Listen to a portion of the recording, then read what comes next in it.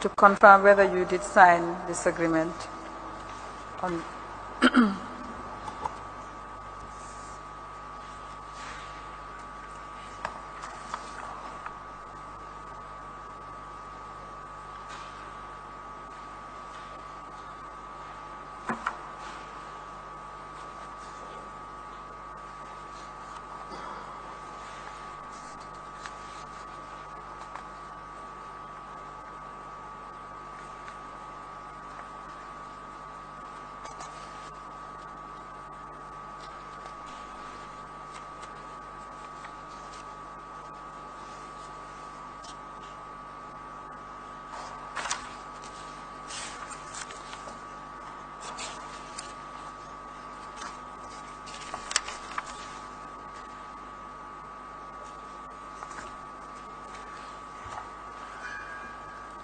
Yes, ma'am. I've seen the management contract, and I have perused through page 9 of 9, and I have seen 2 signatures there, but this one is not my signature. The one by the Secretary General is not my signature. Did you sign a management agreement on behalf of GAMTEL with TEL Incorporated at any time? Yes, I do remember. You remember signing one? Yes, with TEL. Do you have a copy of what you signed? No, it was in the office. It was in the office. Was it in respect of the management of the International Gateway? Yes, ma'am. But you're saying it's not this one, or it's not your signature? This is, I believe, another Secretary General. Sorry? It's another signature of a Secretary General, but this is not mine. It's not your signature? No, ma'am. That's what you're saying? Yes. Okay. Now, tell us about the agreement that you signed. What was it for? It was for the management and operation of the International Gateway at GAMTEL. And you were signing on behalf of government or on behalf of GAMTEL? On behalf of GAMTEL, government, because the Ministry of Information and GAMTEL at the time were under the Office of the President. Okay, so when you signed as the Secretary General, yeah, I suppose, overseeing the office overseeing the ministry and GAMTEL. But the agreement itself was between GAMTEL and TEL? Yes.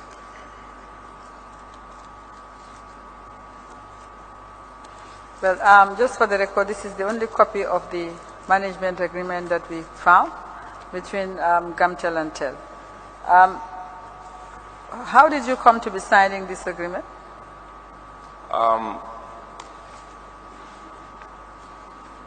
I believe they had a meeting that Ali Sharari was in the office at some point, and I was instructed by the president to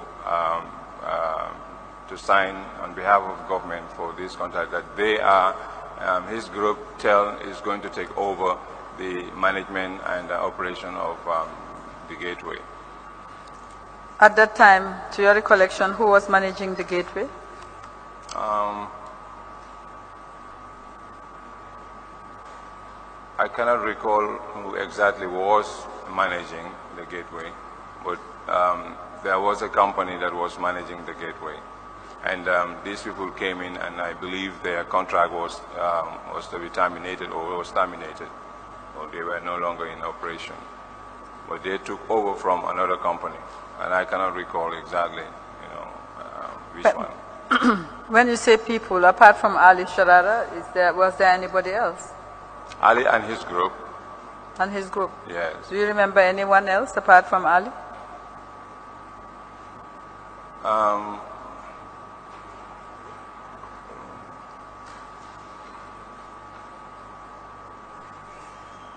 There was another guy, he was based in France. His was with an R, but I cannot remember. But I know that he was, later on he was in the Gambia, but he shuttles between France and here. He was with Ali. Could it be Francesco Russo? Francisco Russo. Because it was more than two. But I remember this guy that has been. Ali would be staying outside, and this man was mostly, most of the time in the Gambia. He's a big guy. You were Secretary General at the time. Was that the first time you were meeting Ali Sharara and his group? Yes. That was the first time? Yes. Do you know whether they had any connection to the Gambia before this agreement? This international gateway? I later learned that they were dealing with the Spectrum company, or they were the one who bought Spectrum, or who brought in Spectrum, or bought Gamcell, and something like that. But I know that they had a stint before with government. At the time Spectrum was managing Gamtel, you were still in the office of the president? Yes, as a junior officer. Okay, you did not deal with them basically. No. That's what you're saying. Yes. Okay, can you tell us the circumstances of your signing this agreement? How did it happen that you signed the agreement which you said you signed? Yes, there was a meeting. They were at the office of the president. Ali and his team were at the office of the president, and I was summoned by the president and asked to go down with them to sign an agreement that they are going to manage and operate the gateway. And once that is done, let them go back they will report back to his office. So we went down to my office, we looked at it. There was a replica of a previous contract, with Gamtel about the gateway, and sort of identical, just the names, probably the difference. And then we signed on behalf of the Gambia government, and they went back to his office. In that exhibit that I showed you, exhibit SC56, which is the copy we have found, it has some handwritten scribbles or scripts. Mm-hmm. Do you recognize that handwriting?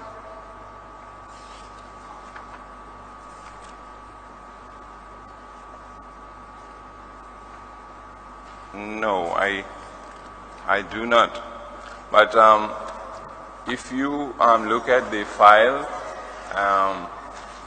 on Gamtel, and you may come across this signature here, and that may help in identifying who signed it. But I cannot recognize whose handwritings were these. These scribbles. Okay. Now, how was you made a statement earlier to the investigators? How was, and you mentioned Mr. Muhammad Bazi. How was he involved? I believe Mr. Bazi brought them in, introduced them, brought them to the president. Brought them to the president? Yeah, President Jammeh. When did he do that?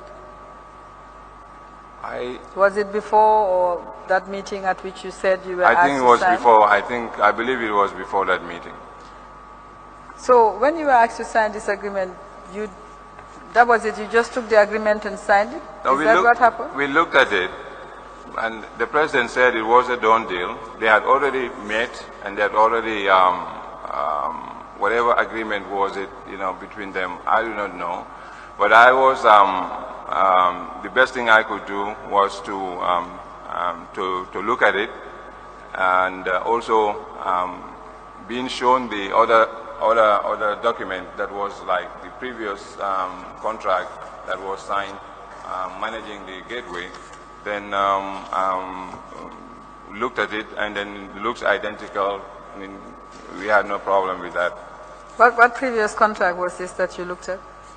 There was another copy of a contract that those that were managing the gateway before, prior to them.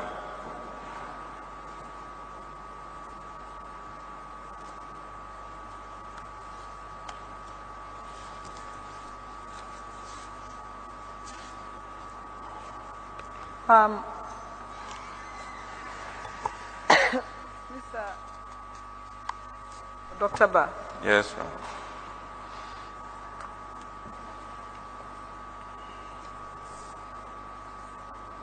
Was there any incentive? Did you receive an incentive for signing? No, I did not. Did anyone receive an incentive for entering into this agreement? I'm not too sure, but I know that they've met privately before, and then this the signing happened, and they went back, to his office. And during past testimonies of was it Mr. Bazi or somebody, there were payments that were being made to the president, and it's probably through or from this management of the gateway. Apart from what you heard during this commission sittings, Yes. was it ever brought to your attention at all that the incentives had been paid? We know Mr. Sharara, Mr. Muhammad Bazi is claiming Mr. Sharara gave him money for the president. Right. Now, apart from what Mr. Muhammad Bazi tells us in this commission, had anything ever come to your attention about incentives having been given by TEL? There was, at some point, that I learned, and I think it was through, Bazi, that there were problems that were emanating, in the relationship with Ali and the president. And then there was this complaint that, what has transpired during the Spectrum saga, Ali lost a lot of money, and then when he was brought back, I believe he also, came with some money, to the president. And now he fears, they fear that they would, encounter the same fate, being pushed out again, and whilst they have been, giving money to the president. So I believe that there were some incentives being made, provided. During the period you were Secretary General, did the president receive anything in kind from Ali Sharara? Yes. Okay, like vehicles. Vehicles? Yes. Okay, he sent the president vehicles? Yes. I've witnessed that during, I think it was his birthday or something, he was being presented with a brand new car. What kind of car was it? I think it was his Range Rovers, latest at that time. New ones, the new Range Rovers, I think. Let's see.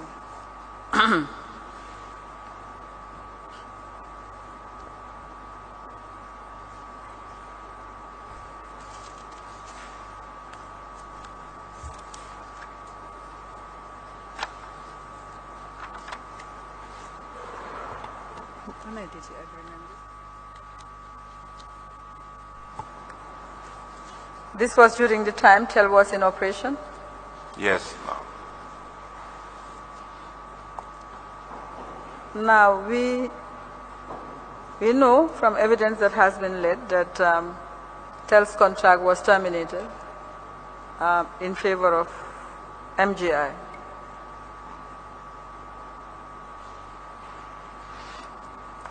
What can you tell us about this change from TEL to MGI?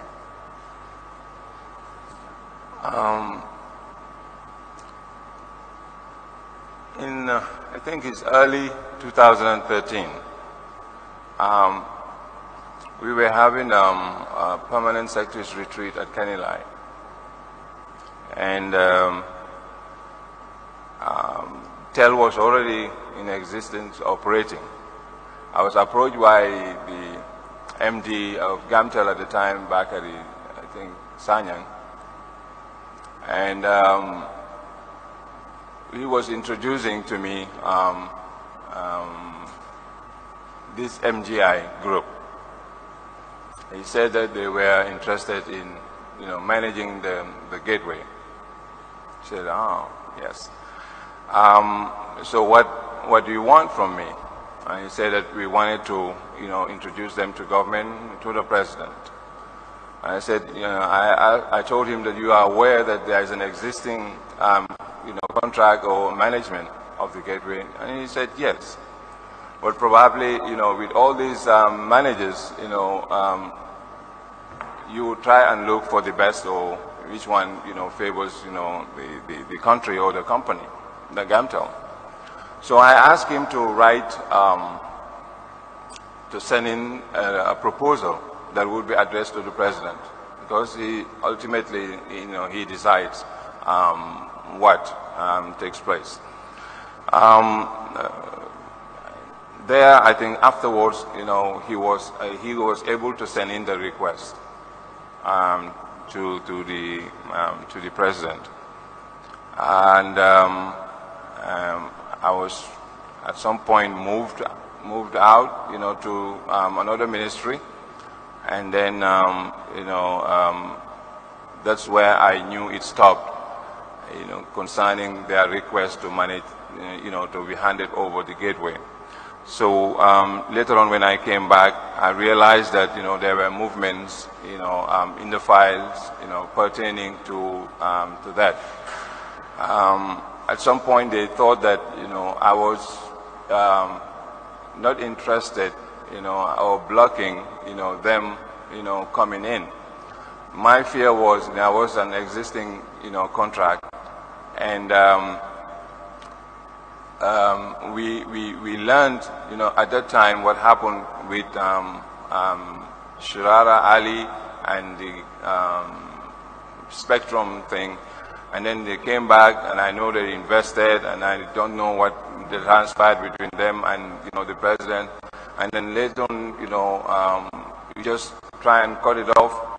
There might be some litigations later on, and it would not be good for the country. So I said, then I wanted him to formalize it, put it in writing, and send it to the president. Whatever he decides, then we take it from there. But I felt that I was blocking that. So that was not the case. It was sent to the president, and I knew at some point that the president was interested in talking to them or finding out, what they had to offer, or what was there for him, or whatever. And I know that there were discussions that transpired, between them, and I believe that later on maybe the offers that were given to him were not satisfactory or favorable to him, so he ignored them and decided to continue with TEL.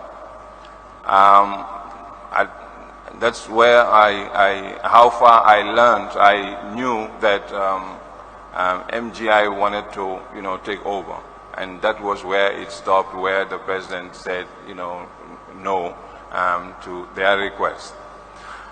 But I believe that was early March. In June 2013, a few months later, I got relieved of my assignment of my duties, and soon after that, I heard that they had signed a contract with MGI. Did anybody facilitate this? Yes, you have Babukar and Babukar Sanyan, who was dealing with General Baji.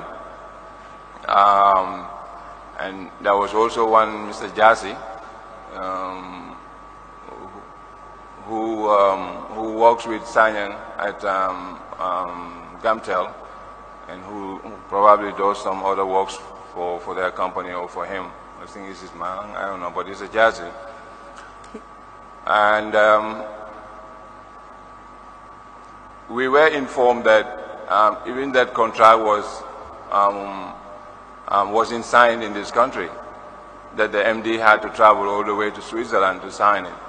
And we also heard that there were monies paid just for the signing, ceremony where General Baji and Sanyang all benefited from it. So, okay. How did you hear this? When you say we heard, how did you hear people do talk about it. And who? This is a commission, fact-finding commission? That's right. If somebody said it to you, we need to know who said it to you. I just heard it somewhere. I cannot remember who said it, but I heard. These talks, you cannot just hold on to them that, as facts that you would want to present. And that would not be fair, just it's somebody who said it. The motive behind saying it, you wouldn't know. So, but you would hear, you sit and you hear people talk about, that there were these, things were going on, and that facilitated the signing or the transfer to MGI. At the time the contract was signed, you were where? Had you left the government, or you were? I left the government. I was out of government. Okay. I don't know whether I was Mile 2 or I was the NIO, or I don't know. But I know that it wasn't. I was out of government. You said, let's just go a little bit back. You said the president had said no because, again, you heard that maybe he had asked for something, and that was quite big. Now, to your knowledge, of course, you're here as a witness of truth. To your knowledge, during the period when you were approached on behalf of MGI, did the president ask for something? Yes. He told you? Yes. What did he want from MGI? He had, when they said that they were interested in taking over, and the president wanted to know what they offered. And I believe before that offer was even, provided or mentioned, he said, let us ask them if they can provide $10 million. And that was relayed back to them, and Babuka Sanyang is around. And I think they wanted to offer $2 million to him. And at some point, during the course of the years, they will be able to provide, those funds in whatever payments, they would agree, payment terms they would agree upon. But I know that was, and I believe that he was not okay with what these people offered. That was the $2 million or something. So he decided to say, let them go. Probably he may have been having more than that with TEL.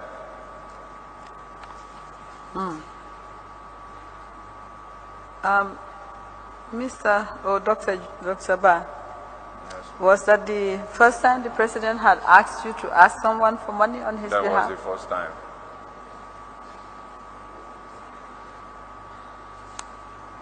He said, the reason was, Sanyang said, they could offer something, to him so that they can take over the MGI, the gateway. So that was conveyed to him, and he wanted to find out how much they would offer.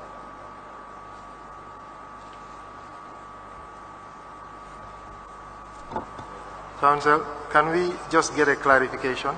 The yes. 10 million, it was just to break the contract. Was that for GAMCEL, or the 10 million was supposed to now avail them of the opportunity to be the new gateway managers? To avail them the opportunity. Okay. So it wasn't for GAMCEL? I don't believe so. Thank you.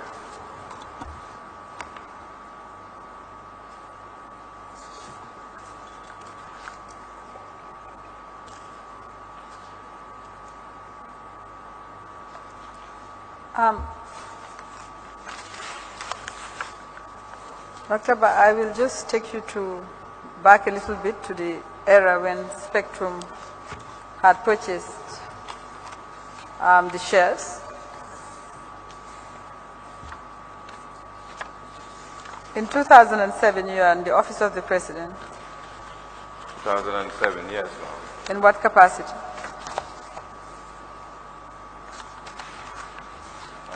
2007.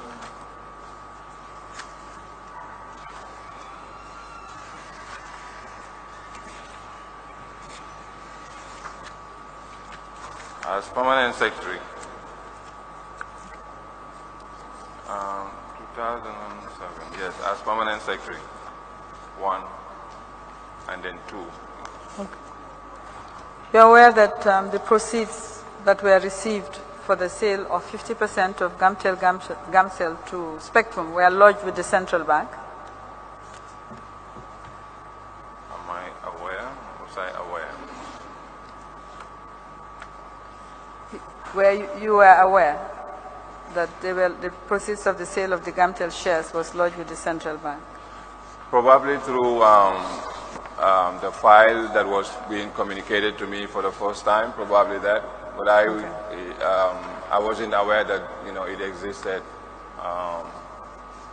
or if it had existed, I cannot recall exactly the circumstances. Okay. I'm going to show you some letters. Most of the letters have been tendered, but there are some that were signed by yourself, requesting payment addressed to Honorable Musa Balaji Gay, Secretary of State, Department of State for Finance, conveying directives for payments to be made. And I'm going to just show you these two, because we need an explanation as to the payments and their purpose. Mr. Chairman, those are not tendered yet. If subject to the witness's testimony, will apply to have them admitted as part of the bundle. Exhibit number, sir.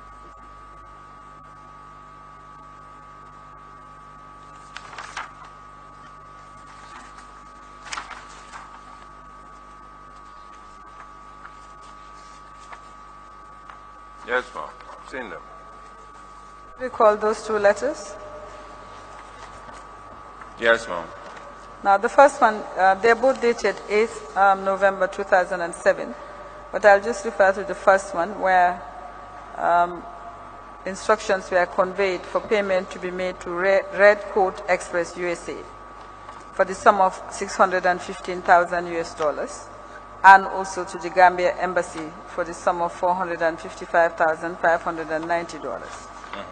Now, you signed that letter? Yes, ma'am. I signed it for the Secretary General. Yes. Yes. Yes. Unfortunately, Secretary General at the time, Mr. Sterling Jaite, couldn't quite recall the contents. And she said that sometimes the President could call any officer directly and give instructions. Do you have any reaction to that piece of evidence? On this one? That the President could call any officer, Permanent Secretary, Deputy Permanent Secretary? That's correct. It used to happen, yeah. Okay. Now, let's look at the invoice that is attached. Yes, ma'am. The invoice states it's addressed to Lamin Sanyang, who works, we understand, as the finance officer or accountant at the embassy. Embassy, yes, and it Washington. says it's for 208 Nissan Titan vehicles, 20 crew cab, $25,000 each. Yes. What kind of vehicles are these? These were pickups. I think that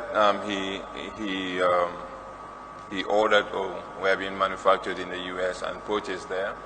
They're pickups? Yeah, pickup trucks. What does it mean, 20 crew cab? Give me the impression that it's a 20-passenger vehicle. Is that wrong? Is that a wrong impression? It's probably.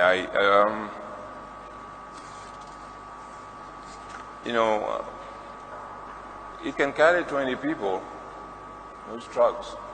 But you're sure they were trucks? Yeah, but I know that there were pickups that came from the States, that were ordered from the States. Okay. But that was the information that was, provided to us, and to write to the minister, and then as the letter has indicated, conveying directives for these payments. But these were for these vehicles that were to be exported from the U.S. Okay. These are 20? 20, pickups. yes, 20. Did they come? I have seen, I don't, sometimes when they do come, when they do arrive at the port, they would be cleared and then brought into the office, into, his parking garage or something at State House. But I have seen these Nissan Titans, I have seen some of them at the office, at the premises. But I don't know, I haven't witnessed, the delivery of all these vehicles myself. What were they used for, these 20 pickups? Some were used by the military, military security guys at the office, at the New State House. All right. The next letter is the one written to Dr. Huja Gas Jetenjai. Not written to her, written to Musabala Gay. Right. Instructing payment of $198,000 for, you see the invoice, Siemens Medical Solutions Diagnostics. Yes. Do you have anything to say about that one? You wrote that letter. Yes, I was also asked to write. So what are these things? They are medication? These were equipments, I believe, for his medical treatment. Was his alternative medical treatment? Medical treatment, Okay. a diagnostic machine or something. But Gaz was over there in South Africa representing, his interests at that end.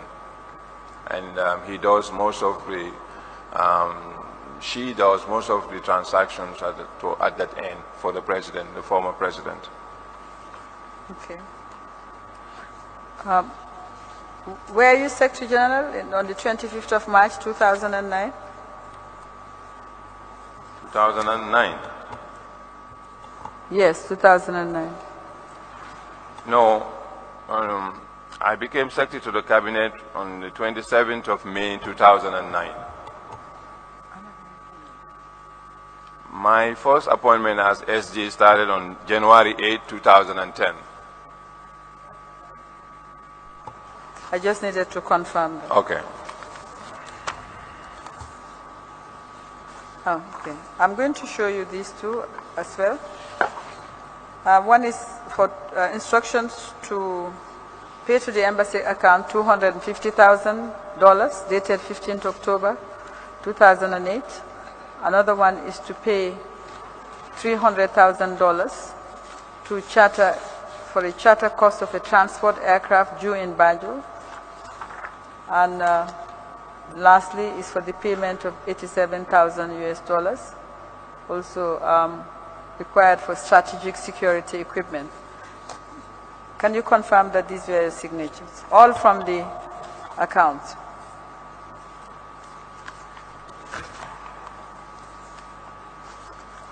That is the sale of Gamtel shares at Central Bank.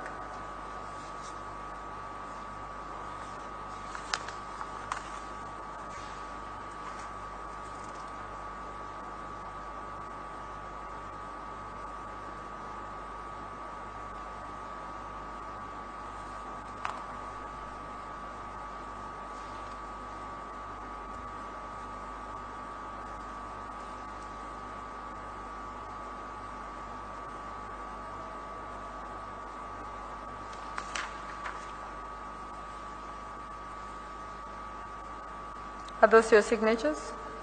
Yes, ma'am. Okay, As a permanent secretary, yes. Also signing for the Secretary General, yes. Very well. Conveying directives. Okay. What is a transport aircraft?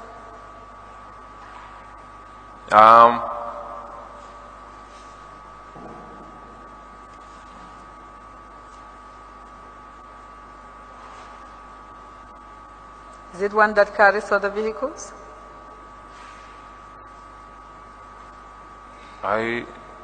Maybe so, but I cannot recall. You cannot recall. I was given that detail that this was for to charter this aircraft, and it was coming from that end. You know, the embassy, our embassy, probably was going to take care of that. Now, thank you very much. I'll collect them. There's the payment for $250,000 to the U.S. Embassy. The records from the U.S. Embassy shows that the $250,000 was mainly used to pay tuition fees for Americans, what appears to be American women. What can you tell us about this? You can have a look to refresh your memory if you wish. The list of universities and persons in respect of him. This was paid. We have Rockhurst University, one Erica Dunn, Argosy University, one Desiree Lewis, Chase Western University, one Rachel D. Wilson, University of Arizona, Ada Jack, and it continues up to about 20. Right. These were all young ladies from the United States of America that attended because he hosted the Miss Black USA pageant in the country. Okay. Miss Black USA pageant was hosted here by the president, and those participants, he promised them scholarships, their university education. And these are the names, as rightly reflected here, that they were being sponsored by him. Okay, relating to this letter, that was an amount that was requested, you know, probably because he would be talking to Lamin. Lamin Sabi Sanyang was the one dealing directly on that issue over there with the students that have been sponsored, and some other stuff that he would want to buy from there, you know, he would be doing that. So he would be sending money to the embassy account, and then Lamin would be withdrawing from that account to make those payments, you know, as requested or as required. So these monies that were sent were meant, you know, probably to pay the tuition fees for these, you know, ladies that were being sponsored, that attended the Miss Black pageant that was here. Now that seems to be just one payment. There's $250,000. There were other things bought, encyclopedia sets, books, different things, supplies. There, it's all there. Now, are you saying that he actually sponsored these young ladies through university? So there were at other some point payments? Yes, there were other payments that were due. Subsequently, there were other payments that were made. And he saw them all through university? I'm not too sure whether all of them completed university, but by the time I left, I knew that, you know, there was this, do I have it? There was one lady that was sponsored up to graduation. Because by the time she was here, I think she had a few years to graduate. And I know that she graduated after being sponsored by the president. So I'm not too sure whether all of them saw it through to, you know, university graduation, but I know that whilst they were students, they were being sponsored. So apart from this account, do you recollect which other accounts these ladies were sponsored from?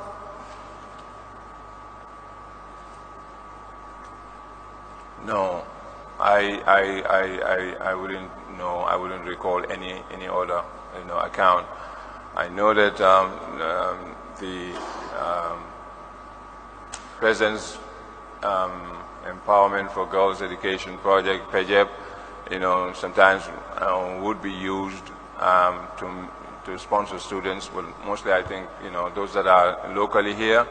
And there is another account where there was this budgetary support for education from the ROC Embassy, that was also Taiwan. Taiwan, yes, that was being used to sponsor those students also, but mostly Gambians. But as for these international students, I don't recall apart from any other account apart from these payments that we were making.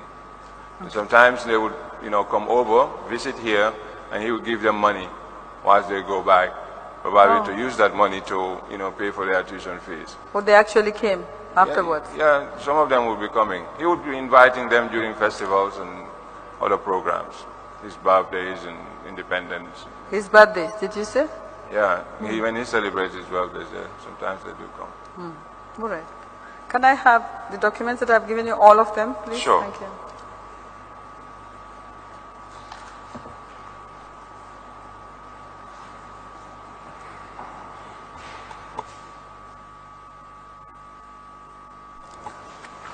Dr. Ba, on this list, there is a name. It says $5,000, Abdu Jami, 5,000 allowance for ex-president's brother. Did you know any Abdu Jami? This is a description by, I believe, Sehu Sanyang, allowance 5,000 to ex-president's brother. Yeah, student. Abdu Jami. It doesn't say it's tuition, unlike the others say tuition, but this says allowance. Do you know any Abdu Jami, brother of the president, who was in the U.S.? Oh, I know Ansu Jami, who was in the U.S. as his brother. Okay, this is Abdu. Okay. There might be, but I cannot remember, I can't recall. I see some of the invoices were to Barnes and Noble for lots of novels, all paid from this 250. Yeah, if you look at his office, he has a sort of a library where he gets many different kinds of books. He would be asking Lamin sometimes to go give them some names of books that he would want to read, and then they will go online and check it at Barnes and Nobles.